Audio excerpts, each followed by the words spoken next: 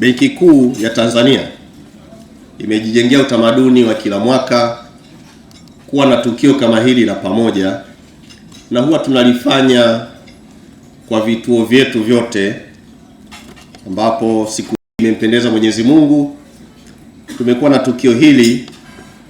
makao makuu yetu Dodoma, lakini na hapa makao makuu ndogo ya Dar es Salaam na makao makuu ndogo ya Zanzibar,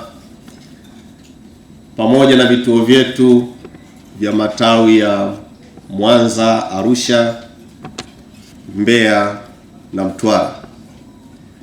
Naomba tuendelee kuliombea taifa letu, amani, upendo na mshikamano. Tuendelee kudumisha uzalendo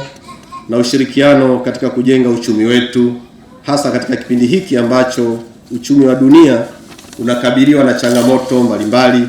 zikiwemo vita na mivutano tofauti ya kisiasa, ikiwemo changamoto za mabadiliko ya tabia nchi na hata misukosuko ya kiuchumi mingine inayoendelea kujitokeza huko duniani.